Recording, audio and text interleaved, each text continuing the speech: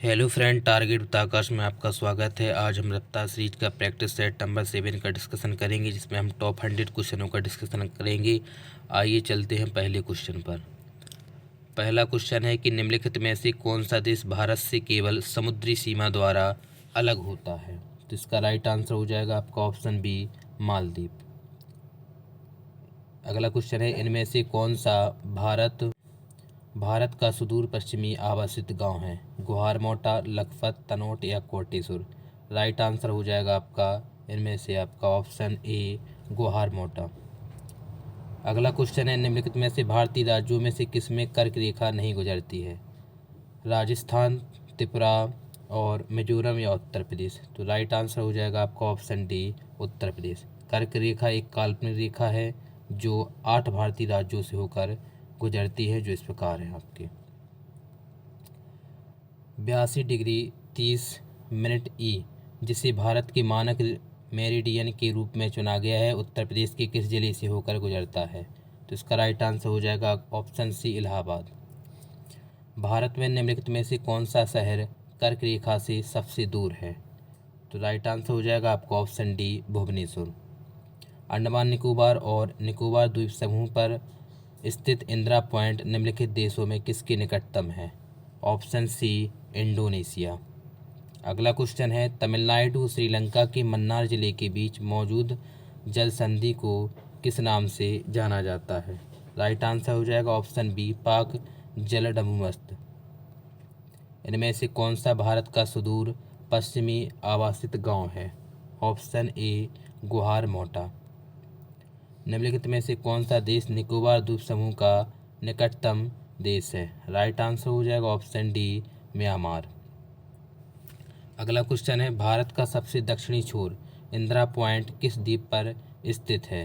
इसका right answer हो जाएगा ऑप्शन सी, ग्रेट निकोबार द्वीप। हिमालय का तीसरा सबसे बड़ा शिखर कौन सा है। तो सबसे बड़ा शिखर जो है, अगर बात करेंगे यहाँ पर, तो माउंट कंचनजंगा हो जाएगा, क्योंकि पहला अपना माउंट एवरेस्ट, दूसरा K2, तीसरा हो जाएगा कंचनजंगा। अगला क्वेश्चन है, अंडमान और निकोबार प्रशासन के अनुसार अंडमान और निकोबार द्वीप समूह में कुल कितने द्वीप चट्टानी देशांश हैं। Option A, 836। क्या हो जाएगा आपका 836। किस पर्वत को ब्लू माउंटेन कहा जाता है। ऑप्शन बी, नीलगिरी पर्वत को। अगला क्वेश्चन है, भारत में निम्नलिखित में से कौन सा पठार अरावली और विंध्य क्षेत्र में स्थित है। तो इसके अरावली और विंध्य क्षेत्र के बीच स्थित है। राइट आंसर हो जाएगा मालवा का पठार। अगला क्वेश्चन है आपका कि बेलड़िया की पहाड़ियाँ बेल के कुबड़ की तरह दिखती हैं। पहाड़ियों की यह श्रृंखला भारत के किस राज्य में स्थित है। तो ये हो जाएगा आपका इसका ऑप्शन बी, छत्तीसगढ़। अरुणाचल प्रदेश में हिमालय पर्वतमाला किस प्रकार स्थित है। तो इसका राइट आंसर हो जाएगा आपका दक्षिण पश्चिम से उत्तर पश्चिम की ओर। दक्षिण भारत की सबसे ऊंची चोटी अनाईमुडी है, जो निम्नलिखित में से किस पर्वत श्रृंखला में स्थित है। तो जो अनाईमुडी है वो आपकी अनाईमलाई पर्वत श्रृंखला के अंतर्गत आती है। इसकी लंबाई की बात करेंगे तो 2695 मीटर इसकी लंबाई है। अगला क्वेश्चन है, भारत के थार रेगिस्तान में स्थित कच्छ का रण भारत के किस राज्य में स्थित है। तो ये आपका गुजरात में है। राइट आंसर हो जाएगा ऑप्शन ए। भारत का लिपुलेख दर्रा किस देश के साथ सीमा साझा करता है। राइट आंसर हो जाएगा आपका चीन। लिपुलेख दर्रा उत्तराखंड के पिथौरागढ़ जिले में स्थित है। यह भारत और तिब्बत के मध्य सीमा साझा करता है। काली मिट्टी को और किस मिट्टी के नाम से जाना जाता है। तो इसे जाना जाता है रेगुर मिट्टी, या काली कपास मिट्टी भी इसे कहा जाता है। हिमालय पर्वतमाला का सबसे बाहरी भाग बनाने वाली शिवालिक पहाड़ियाँ किन भारतीय राज्यों में फैली हुई हैं। Right answer option C, Jammu और कश्मीर से उत्तराखंड तक। अगला क्वेश्चन है आपका, भारत का सबसे बड़ा वन कौन सा है। तो ये हो जाएगा सुंदरबन। सुंदरबन भारत और बांग्लादेश में स्थित विश्व का सबसे बड़ा मैंग्रोव वन और यूनेस्को विश्व धरोहर स्थल है। तो क्या हो जाएगा आपका सुंदरबन। मैंग्रोव वितरण मुख्य रूप से अंडमान और निकोबार द्वीप समूह में निम्नलिखित भागों में से किस में पाए जाते हैं? ऑप्शन आपके सामने इस प्रकार हैं: little Andaman, little Nicobar, car Nicobar या उत्तरी अंडमान। राइट आंसर हो जाएगा आपका उत्तरी अंडमान। अगला क्वेश्चन है, प्रायद्वीपीय भारत की सबसे लंबी नदी का नाम क्या है? आंसर हो जाएगा आपका गोदावरी। गोदावरी की लंबाई 1465 किलोमीटर है और भारत की सबसे लंबी दूसरी सबसे लंबी और प्रायद्वीपीय भारत की सबसे लंबी नदी है। इसे दक्षिण भारत की गंगा भी कहा जाता है। नेक्स्ट क्वेश्चन है, गोदावरी नदी का उद्गम स्थल किस राज्य में है? ऑप्शन सी महाराष्ट्र। महाराष्ट्र के नासिक जिले के त्र्यंबकेश्वर में स्थित है। अगला क्वेश्चन है, निम्नलिखित में से कौन सा शहर गोदावरी नदी के किनारे स्थित नहीं है? नासिक, नवसारी, नांदेड़ या निजामाबाद। कौन सा स्थित नहीं है? तो राइट आंसर हो जाएगा नवसारी। निम्नलिखित में से कौन सी नदी यमुना नदी की सहायक नदी है? नहीं है। केन, बेतवा और चंबल ये सब सहायक नदी है। कौन सी नहीं? कल्याणी नदी। कल्याणी नदी गोमती नदी के बाएं किनारे की प्रमुख सहायक नदी है और बाकी सब यमुना नदी की सहायक नदियां हैं। भारत और बांग्लादेश के बीच किस नदी का कारण विवाद है? राइट आंसर हो जाएगा तीस्ता। अगला क्वेश्चन है, हिंदुकुश पर्वत की सबसे ऊंची चोटी कौन सी है? राइट आंसर हो जाएगा ऑप्शन सी त्रिशमीर। सिंधु जल संधि पर वर्ष में हस्ताक्षर किए गए थे। तो जो सिंधु जल संधि है वो भारत पाकिस्तान के बीच 1960 में संधि हुई थी। निम्नलिखित में से कौन सी नदी बंगाल की खाड़ी में नहीं गिरती है? ऑप्शन ए नर्मदा। अरावली और विंध्य पर्वतमाला के बीच कौन सा पठार स्थित है? ऑप्शन सी मालवा। नर्मदा निम्नलिखित में से किस में मिलती है? ऑप्शन बी अरब सागर में। भारत की निम्नलिखित नदियों में से किसका नाम संस्कृत शब्द लमणावरी से लिया गया है? तो इसका राइट आंसर हो जाएगा ऑप्शन डी लूनी। निम्नलिखित में से कौन सी नदी भारत में ब्रह्मा घाट पर करनाल नदी से जुड़ती है और घाघरा नदी बन जाती है? राइट आंसर हो जाएगा ऑप्शन सी शारदा नदी। निम्नलिखित में से किसे भारत में रामसर अभिसमय के तहत पहला रामसर स्थल नामित किया गया था? तो इसका राइट आंसर हो जाएगा चिल्का झील। चिल्का झील के बारे में देखते हैं। चिल्का झील उड़ीसा को रामसर कन्वेंशन के तहत अंतर्राष्ट्रीय महत्व की सबसे पहली आद्यभूमि नामित किया गया था। अगला क्वेश्चन है, निम्नलिखित में से कौन सी भारत की पूर्वी तट पर स्थित खारे पानी की सबसे बड़ी लैगून झील है? ऑप्शन सी चिल्का झील। यायो त्रोसो भारत के निम्नलिखित में से किस केंद्र शासित प्रदेश में स्थित पहला जैव विविधता विरासत स्थल है? Option D Ladakh. लोकटक झील भारत की किस राज्य में स्थित है? ऑप्शन डी मणिपुर में। और लोकटक झील मणिपुर में स्थित है। दुनिया का एकमात्र तैरता हुआ केवल लामजाओ राष्ट्रीय उद्यान इसी झील पर स्थित है। भारत की सबसे बड़ी मीठे पानी की झील कौन सी है? Option D Wular. जम्मू कश्मीर में बुलर झील भारत की सबसे बड़ी मीठे पानी की झील है। अगला क्वेश्चन है, रबी की फसलें सर्दियों में अक्टूबर से दिसंबर तक बोई जाती हैं, जो गर्मियों में अप्रैल से कब तक काटी जाती है? तो अप्रैल से आपकी मई तक काटी जाती है। निम्नलिखित में से कौन सी फसल खरीफ की फसल नहीं है? सोयाबीन, मूंगफली, गेहूं या मक्का। गेहूं आपकी रबी की फसल है, बाकी तीनों जो है आपकी खरीफ की फसल है। निम्नलिखित में से किसकी खेती भारत में जायद फसल के रूप में की जाती है? तो जो फल होते हैं सो आपके तरबूज हुआ आपका जो है और खीरा, ये सब आपकी जो है जायद की फसलें होती हैं, जो पानी वाले आपके जो है फल होते हैं। खरीफ की फसल की बुआई किस महीने में की जाती है? तो ये होती है जून से जुलाई के बीच में। राइट आंसर हो जाएगा ऑप्शन ए। उत्तर मैदान का कौन सा क्षेत्र पुराने जड़ों से बना हुआ है? ऑप्शन बी बांगर। बांगर उत्तरी भारत का वह भाग है जो पुराने जलोढ़ से बना होता है। इसमें अक्सर कंकर, बजरी और कैल्शियम कार्बोनेट की परतें पाई जाती हैं। निम्नलिखित में से कौन खरीफ की फसल नहीं है? ऑप्शन डी जौ। धान, मक्का और मूंग ये सब खरीफ की फसलें हैं और जो आपकी जो है रबी की फसल है। निम्नलिखित में से कौन रबी की फसल नहीं है? तो रबी की फसल गेहूँ है, जौ चना। सोयाबीन आपकी जो है खरीफ की फसल है। सोयाबीन आपकी खरीफ की एक फसल है। सरसों अलसी निम्नलिखित में से कौन सी फसल है? तो ये आपकी रबी की फसलें हैं। निम्नलिखित में से कौन जायद की फसल नहीं है? तरबूज, खीरा और ककड़ी, ये तीनों जायद की जो और इसके बाद मक्का आपकी जो है खरीफ की फसल है। थार रेगिस्तान में पाए जाने वाली अर्धचक्राकार रेत के टीलों को क्या कहा जाता है? इन्हें बारचंस के नाम से जाना जाता है। निम्नलिखित में से कौन सी फसल रबी तथा खरीफ दोनों ऋतुओं में उगाई जा सकती है? अरंडी। अरंडी को क्षेत्र और सिंचाई की उपलब्धता के आधार पर दोनों ऋतुओं में खरीफ और रबी में उगाया जा सकता है। तो एकमात्र जो फसल है अरंडी की। अगला क्वेश्चन है, निम्नलिखित में से कौन सा विकल्प भारत में रबी का उदाहरण नहीं है? तो रबी का उदाहरण नहीं है आपका कोहड़ा। सरसों, गेहूं और जौ, ये सब जो है आपके, कोहड़ा जो कद्दू होता है ये आपका जो है एक सब्जी की फसल है। फसलों के चक्रीकरण का अर्थ क्या होता है?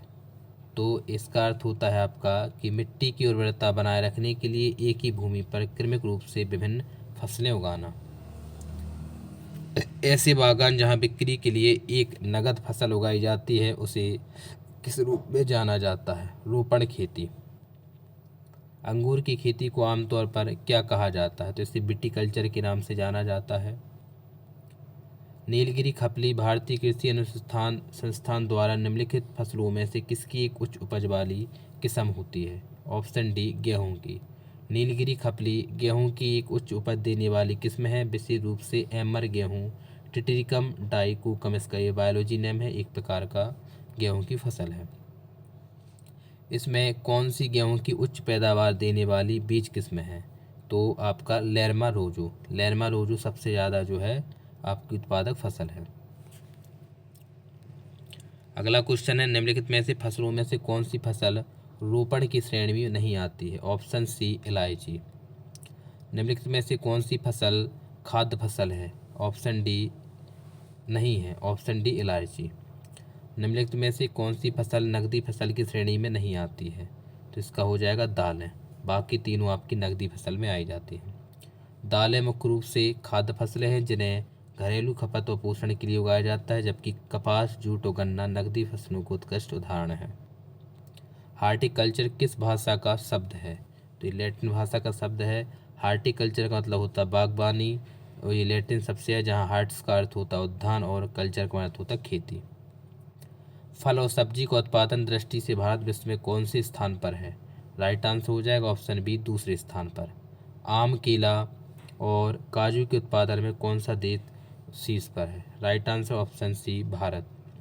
भारत का सबसे बड़ा उत्पादक और निर्यातक देश कौन सा है? हो जाएगा ये मसालों का सबसे बड़ा उत्पादक और निर्यातक देश कौन है? भारत। कर्तन दहल प्रणाली का संबंध किससे है? तो कर्तन दहल प्रणाली का संबंध है आपका झूम खेती से। किससे? झूम खेती से।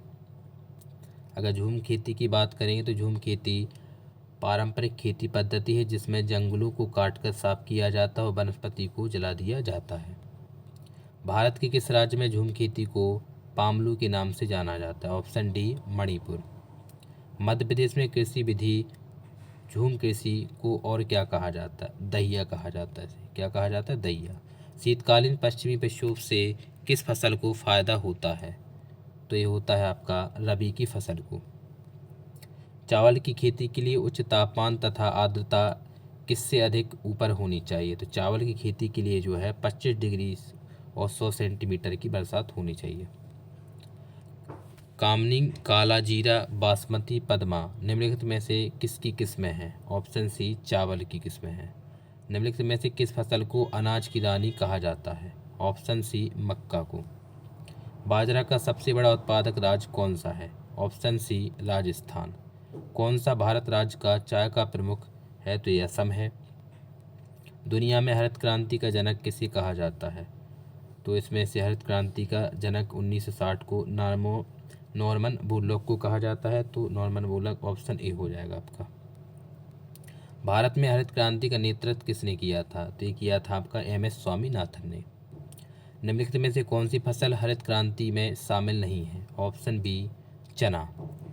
नीली क्रांति निम्नलिखित में से किससे संबंधित है? तो ये मत्स्य पालन उत्पादन से संबंधित है। श्वेत क्रांति का संबंध किससे है? दूध उत्पादन से है। श्वेत क्रांति का जनक किसे माना जाता है? तो ये माना जाता है वर्गीस कुरियन को। डॉक्टर वर्गीस कुरियन को श्वेत क्रांति का जनक माना जाता है। उन्होंने अमूल की स्थापना और राष्ट्रीय डेयरी विकास बोर्ड का निर्माण का नेतृत्व किया था।